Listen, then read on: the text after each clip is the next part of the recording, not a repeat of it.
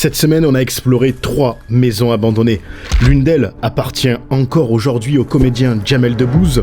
On ne s'attendait pas du tout à ce qu'on allait découvrir et encore moins à ce qui avait été laissé sur place. Après, t'entendais les pompiers. C'était tendu, hein. D'après vous, pourquoi il a abandonné l'une de ses propriétés? On se retrouve dans l'une des nombreuses maisons de Jamel Debbouze. Celle-ci est complètement à l'abandon. On va essayer de comprendre pourquoi. Il y a une exploration qui m'a marqué aujourd'hui. Vous allez le voir, la famille est partie en laissant mourir tous les animaux sur place. Pourquoi, comment et surtout où sont-ils passés? Bienvenue dans ce nouvel épisode d'Urbex. Aujourd'hui, on va tout filmer avec des caméras d'action parce qu'il va falloir être extrêmement rapide. Les lieux qu'on va explorer sont potentiellement squattés ou dangereux. J'ai entre mes mains une caméra 360 pour ceux qui ne connaissent pas. Ce sont des caméras qui ont 2 objectifs et qui me permettent de filmer tout ce qu'il y a autour de moi. Il y a quelqu'un ? Avant de rentrer dans la première maison qui se trouve juste à côté, laissez-moi vous présenter le partenaire qui sponsorise cette vidéo, Débloc. Débloc, c'est une application bancaire française. Aujourd'hui, la plupart des comptes bancaires rapportent 0. Mais chez Débloc, votre argent vous rapportera 4%. Mais le plus intéressant, c'est que les intérêts, vous ne les toucherez pas qu'une seule fois par an, mais tous les jours. Et oui, au lieu de toucher les intérêts une fois par an, là, vous recevrez ça tous les jours sur votre compte. Vous avez aussi tout ce qu'on retrouve dans une banque classique, un IBAN français, la possibilité de faire des virements instantanés gratuits, une carte Visa Premium personnalisable. Les retraits sont sans frais et sans plafond de paiement. Il faut savoir aussi que Débloc est régulé par l'AMF et la Banque de France. Et ça, c'est plutôt rassurant. Alors il y a aussi toute une partie crypto directement intégrée à l'application. Vous pouvez acheter ou vendre plus de 150 crypto-monnaies, convertir vos cryptos en euros sans limite. Pour les personnes que ça intéresse, sachez qu'avec mon code JO, vous avez 3 mois de premium offert et jusqu'à 500 € versés sur votre compte à l'inscription. Je vous mets toutes les infos dans la description. Perdue en région parisienne, une maison résiste encore et toujours aux envahisseurs. C'est trop calme. Cette immense propriété est la preuve que même quand on a le bras long, on ne fait pas toujours ce qu'on veut. Vous l'avez vu dans le titre, aujourd'hui, on se trouve devant l'une des nombreuses maisons de Jamel Debbouze. Celle-ci est abandonnée. On va essayer de comprendre pourquoi. Regardez, le portail était juste là. Et du coup, ça, c'est le pavillon de chasse dont plusieurs articles parlent. Et oui, de nombreux articles parlent de cette maison. À la base, Jamel avait acheté cette propriété pour se rapprocher de ses parents qui habitent juste à côté.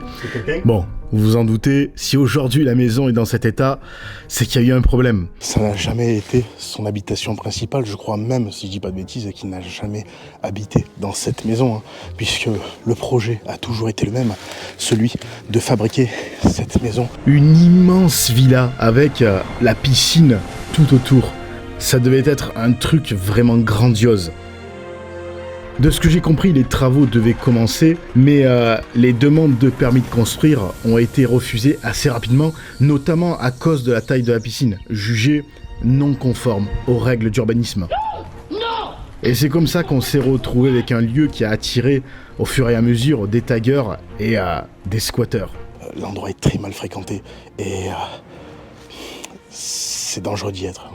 En décembre 2012, un sans-abri de 47 ans y a même été retrouvé mort de cause naturelle dans une des dépendances sur la propriété. La maison est juste ici et regardez, on la voit à peine. Hein. Elle est là, donc ce serait ici que le squatteur aurait été retrouvé mort. On va faire attention. Y a quelqu'un ?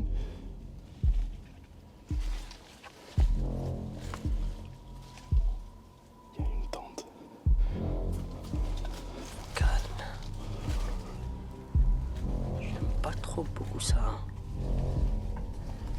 Je préfère quand c'est un peu trop plus moins calme. Je rêve où ça a bougé. Y a quelqu'un ? Sac de couchage.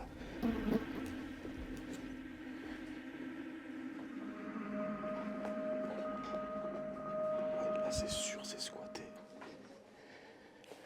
Maintenant, ce qui reste à savoir, c'est est-ce que c'est le squat de la personne qui a été retrouvée morte en 2012 ou est-ce que c'est un nouveau squat? Mais regarde, t'as de la bouffe là-bas.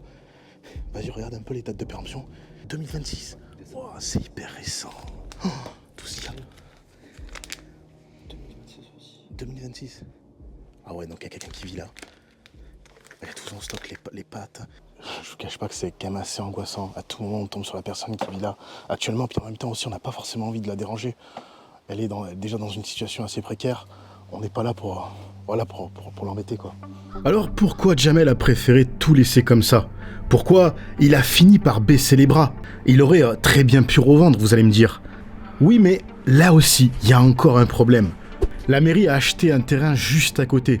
Et cette même mairie qui lui a refusé le permis de construire, lui a proposé de racheter son terrain pour y faire une salle des fêtes. Alors, on peut imaginer qu'il a refusé par principe, ou peut-être par rancœur. M'excusez, c'est pas possible. C'est pas possible, vous connaissez bien cette phrase, c'est pas possible. Je crois que ça va pas être possible, pas être possible. Mais du coup, pourquoi ne pas vendre à quelqu'un d'autre? Ben oui. Eh bien, tout simplement parce que la mairie, comme toutes les mairies de France, a un droit de préemption. C'est-à-dire qu'elle est prioritaire sur la vente, avant n'importe qui. Bon, et dans tous les cas, c'est un secret pour personne. Jamel, on le sait, il a de l'argent et il n'a pas spécialement besoin de vendre ce terrain pour vivre.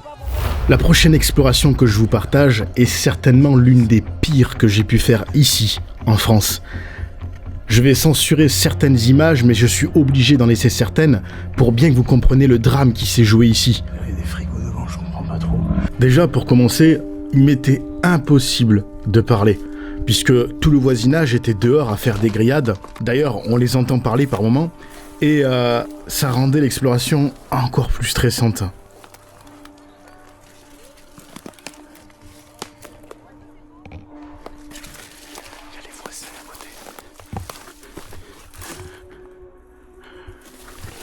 J'ai rarement vu un bordel pareil.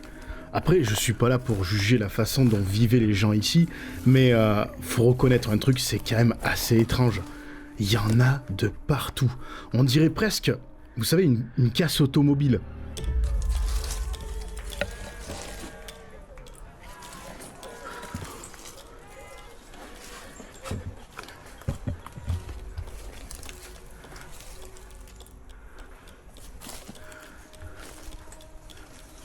C'est trop bizarre, honnêtement. Je suis pas bien ici. À l'intérieur, le premier truc qui m'a sauté aux yeux, oui, c'est le bordel, mais c'est surtout cette quantité impressionnante, vous allez voir, de cages en tout genre.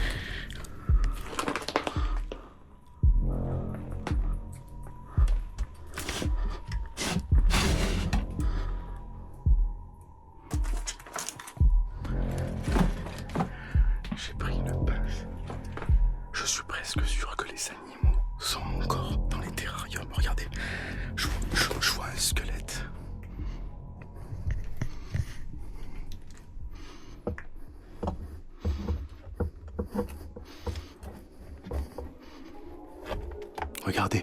Regardez.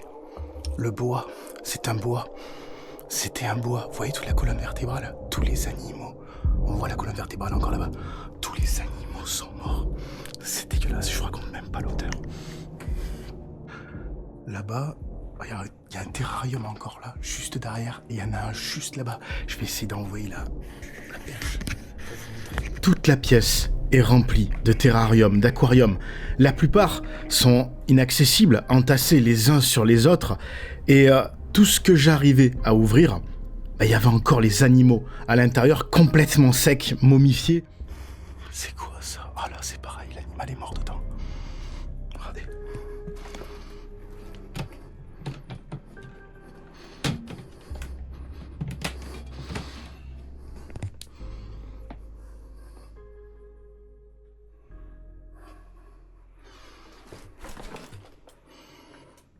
Je sais pas si vous arrivez à le voir. Regardez, il y a des oiseaux.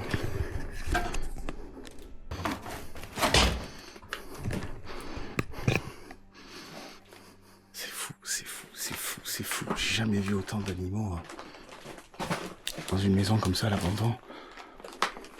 Ça sent vraiment très mauvais, je peux pas vous mentir. Tous ces animaux n'ont vraiment eu aucune chance de survivre et c'est ça qui est bien triste. Je crois qu'il y a un autre aquarium là-bas.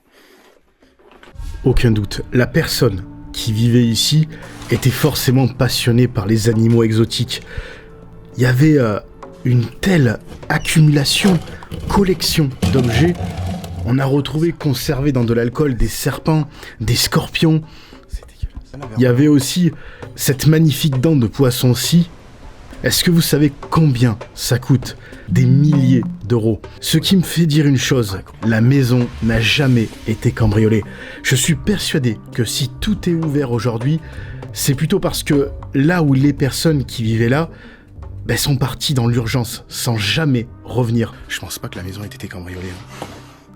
D'ailleurs, la porte n'a pas été forcée. Je suis persuadé qu'ils vivaient comme ça. Ils vivaient dans ce désordre. Je suis même pas sûr qu'on puisse appeler ça du Diogène. C'était sa façon de vivre, tout simplement.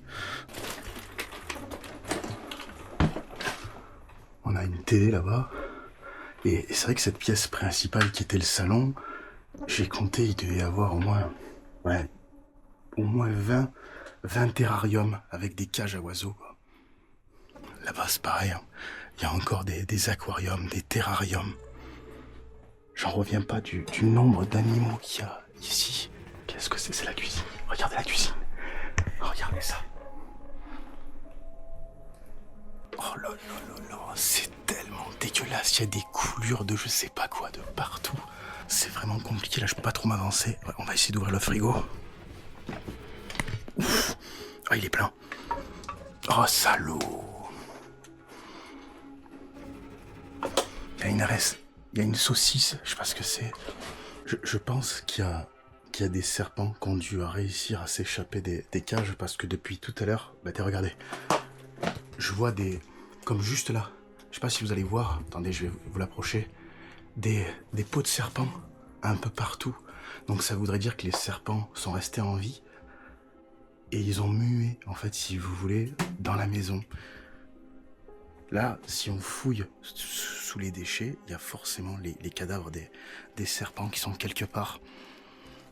Ils n'ont pas dû survivre, ils n'ont pas dû passer l'hiver qui a suivi. J'ai pas trouvé de date de péremption. Ça part dans toutes les années, il y a des 2017, 2019. C'est vrai que l'année 2019 revient assez souvent.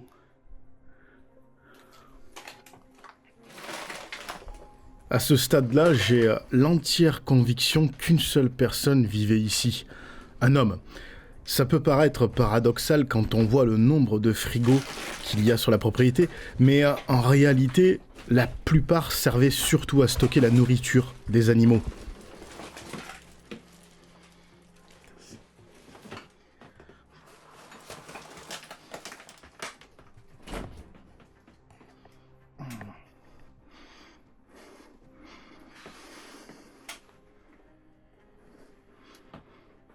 Une bouteille de champagne.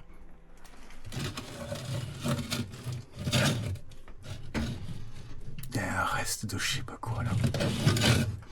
Vraiment, ça se voit qu'il a quitté la maison subitement et qu'il a... Moi je pense qu'il est mort ce monsieur. C'est pour ça que, peut-être sans enfants, tous ces animaux sont morts juste après. Ils ont pas pu s'enfuir ces animaux.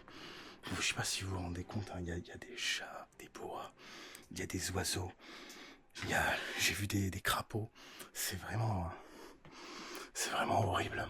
Donc, si on résume, on a des animaux qui sont probablement morts de faim ou de soif, tous les frigos sont pleins, les placards aussi, il y a tous les véhicules dans le jardin.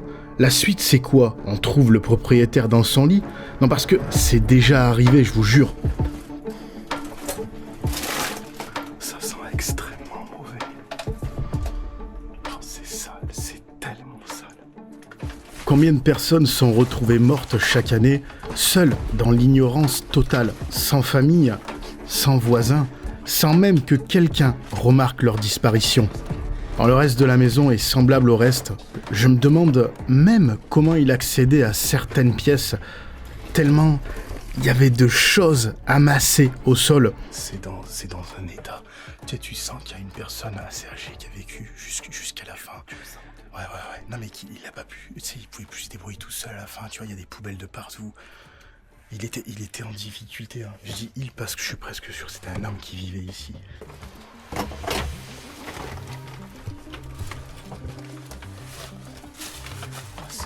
C'est vraiment compliqué de... Ça, c'était quoi, tu vois? Je sais pas, mais par contre, t'as vu ce qui est fou, c'est qu'il y a des terrariums dans toutes les pièces. Ça veut dire qu'il avait des serpents, des mygales, je sais pas, mais toutes sortes d'animaux exotiques. Et là, on était dans quoi? C'est les chambres, ça, non? Je vais essayer de mettre la perche.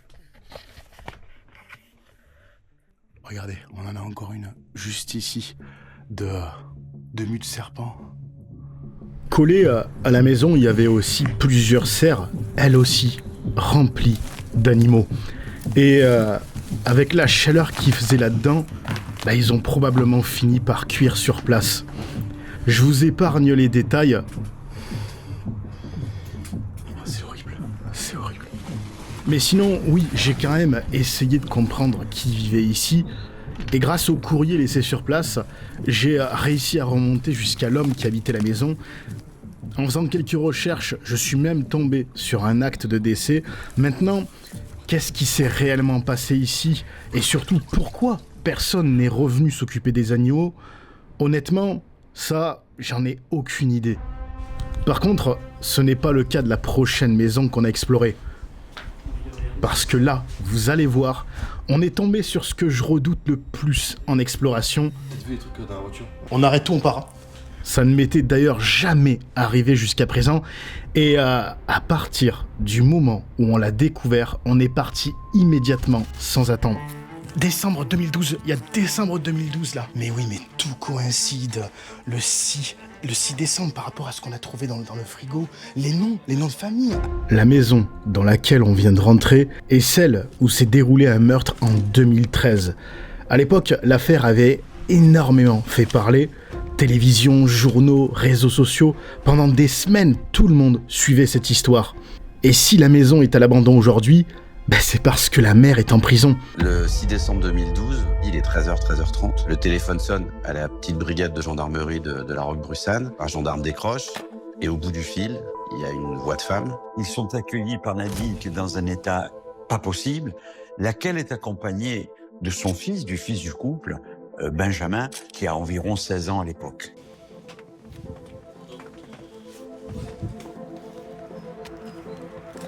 Je vais vous expliquer comment ça s'est passé, comment on a découvert tout ça. Déjà, ce sont les voitures dans le jardin qui ont attiré notre attention. Ça, et toute cette végétation qui recouvrait presque la maison. Devant la porte d'entrée, il y avait tous ces vêtements complètement délavés, brûlés par le soleil. Allez, on va rentrer dans la maison. À l'intérieur, tout semble figé dans une époque que j'ai bien connue, les années 2000. Il y a encore ce téléphone portable qui est posé sur la commode d'entrée. Et déjà, ce que je peux vous dire, c'est qu'au vu du bordel, ça ne fait aucun doute. La maison a été cambriolée, peut-être même plusieurs fois, ce qui explique sûrement pourquoi les portes sont grandes ouvertes aujourd'hui. Dans la cuisine, la vaisselle n'a même pas été faite. Y a quelqu'un ?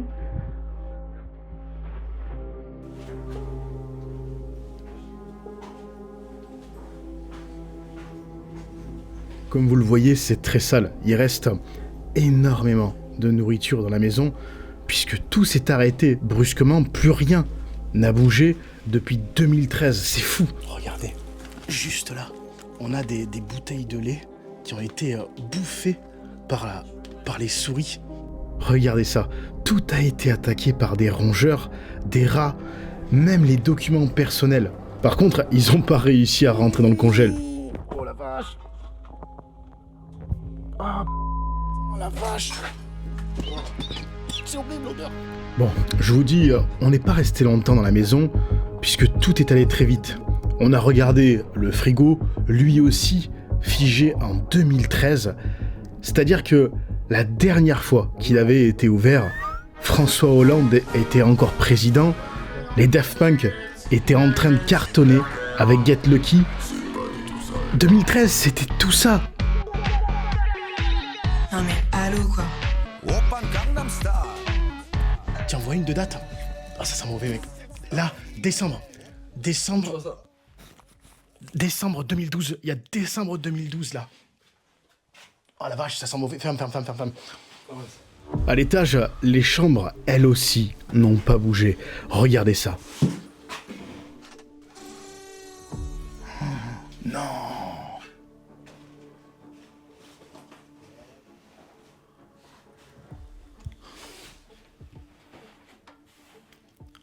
Regardez là-bas. Il y a un poster Narnia. Narnia, c'était 2005, si je dis pas de bêtises. Yu-Gi-Oh! Yu-Gi-Oh, c'est encore plus vieux. Puis la tête de l'ordinateur. C'est incroyable.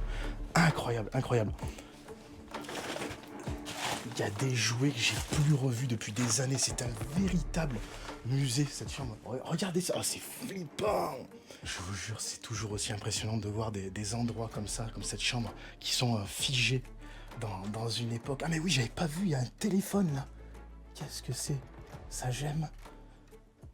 Incroyable, le microscope. En fait, tout le bureau, tout est resté intact. Hein. Il y a ces cahiers d'école. Comment il s'appelait? Benjamin. Il s'appelait Benjamin.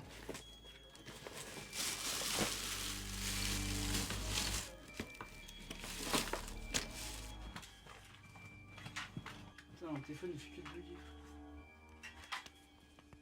Calendrier de 2012 là. Bizarre, elle est quand même bizarre cette maison. J'arrive pas à comprendre pourquoi ça a été abandonné.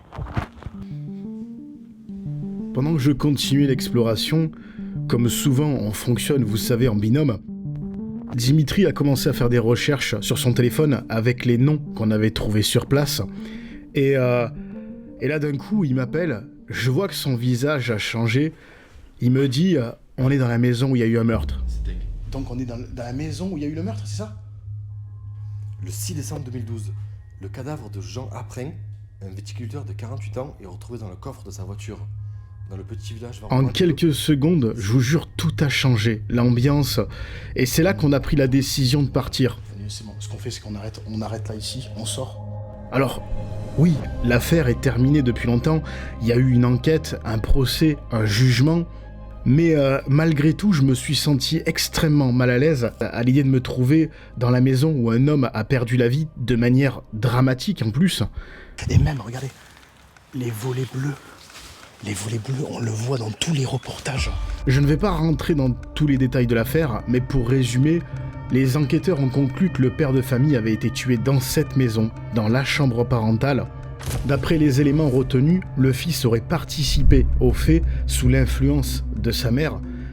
Après le meurtre, le corps aurait été placé dans le coffre d'une voiture, puis transporté jusqu'à un hangar leur appartenant. Et c'est là qu'il découvre le corps de l'époux et le corps du papa dans le coffre de la voiture. Et souvenez-vous, cette même voiture est aujourd'hui dans la cour de la maison. C'est complètement fou. Le hangar, lui, on n'a pas eu de mal à le retrouver. Il est pas très loin de la maison. Eh ouais, c'est ça. On reconnaît bien. Je vois que le portail, il a explosé. Mais tout est à l'abandon. C'est comme la maison, tout est à l'abandon là. Je crois que cette journée résume assez bien pourquoi j'aime encore faire ça après toutes ces années. Je remercie Dblock d'avoir sponsorisé cette vidéo. Si vous voulez en savoir plus, vous avez toutes les informations et mon lien en description. Et vous, quelle est la chose la plus étrange que vous ayez déjà découverte dans une maison abandonnée ?